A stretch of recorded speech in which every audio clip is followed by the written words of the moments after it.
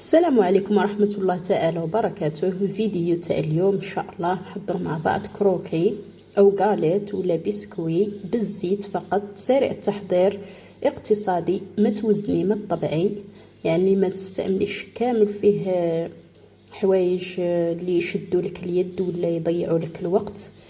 كما راكم تشوفوا هذا الغاليت يجي محمر، يجي شباب، والاهم بنين بزاف.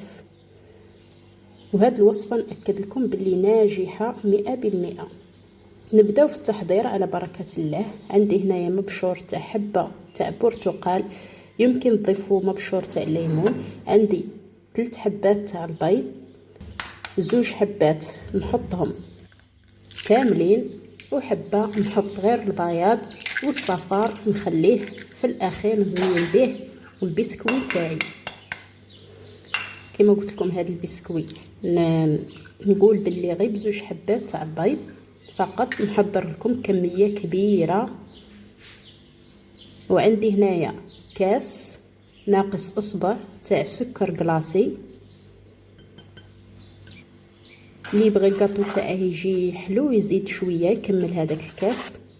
نخلط هذاك السكر وهذاك البيض مبشور تاع التشينه، ومن بعد نضيف كاس ناقص اصبع تاع الزيت. كما راكم تشوفوا نضيفه بالتدريج ونبقى نخلط حتى الخليط تاعي القوام نتاعه يتبدل يولي لي ثقيل. هنا الزيت نضيفوها بالتدريج كما نضيفوها للمايونيز. الكاطو تاعنا بهذه الطريقه يجي خفيف بزاف، راكم تشوفوا القوام ثقال. من بعد نضيف هذا الفانيليا، انا نفضل نستعملها على نتاع البودر، عندها ذوق مركز شويه. ندير مغرف صغيره ما نعمرهاش، كما قلت لكم مركزه هذه، غير شويه منها يعطينا الريحه اللي رانا باغيينها الحلوه نتاعنا. نخلط هاد لافاني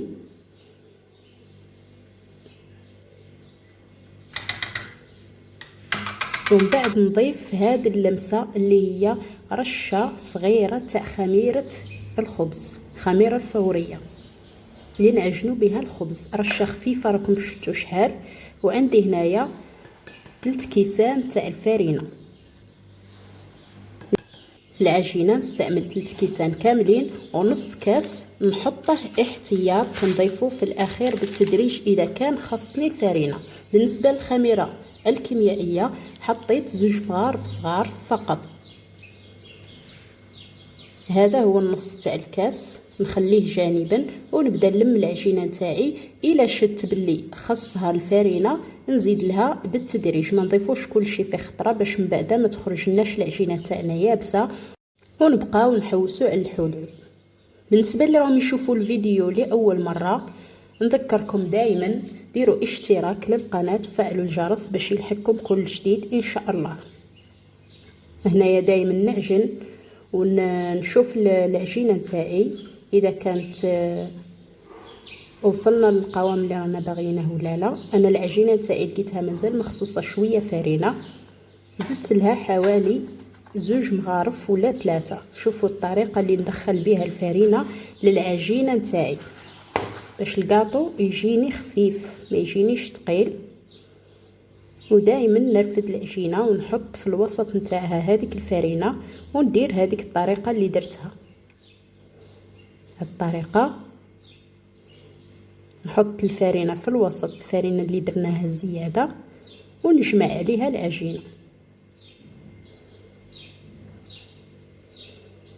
هنا هذا هو القوام اللي راني نحوس عليه تاع العجينه. هنا نتوقف ما نزيد لهاش الفارينه. ها عجينه طريه ما شاء الله راكم تشوفوا. وهذه هي الفارينه اللي بقات لي من النصف تاع الكاس. هنا حوالي بدات لي 3 كيسان وربع. هنا جبت بلاطو اللي يدخل للفرن، حطيت فيه ورق الطهي ونبدا نشكل كرات باليد فقط. قلت لكم في بدايه الفيديو هذا البسكوي ما طبعوا ما والو، كوريها ضغطي عليها شويه، سوي لها الجوانب تاعها وحطيها في البلا.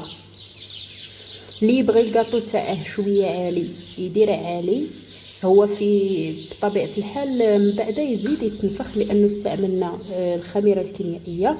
اللي يبغي يدير عالي يعلي الكاطو تاعه شوية، اللي يبغيه متوسط يديره متوسط. من العلو تاع الكاطو كل واحد كيفاش يبغي الكاطو تاعه. هنا بعد ما استفتهم بهذه الطريقة كملت كامل الكمية تاع العجين اللي عندي، دار لي كمية لا باس بها. هنايا جبت الصفار هذاك اللي خليناه في البداية، زدت عليه مغرف صغيرة تاع قهوة طايبة، وزدت عليه مغرف صغيرة تاع حليب، ودهنت الوجه والجوانب تاع الحبات تاع الكاطو تاعي.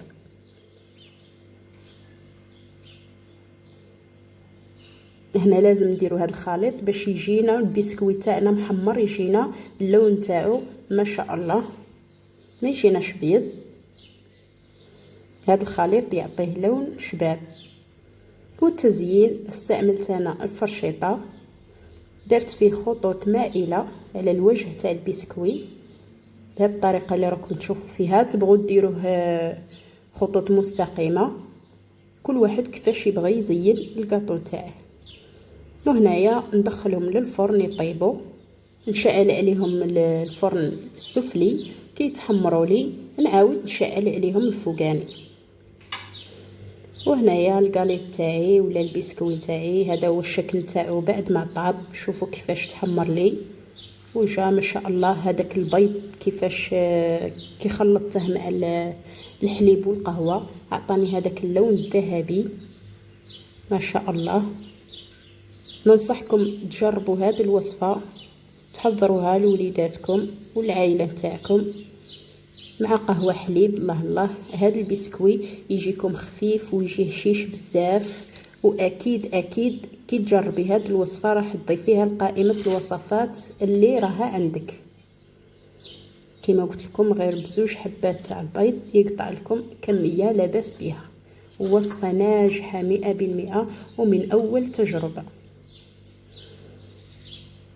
نتمنى ان شاء الله الوصفه تاع اليوم تنال اعجابكم، ونتمنى تجربوها وتحضروها في بيوتكم. شكرا على المشاهده، والسلام عليكم ورحمه الله تعالى وبركاته.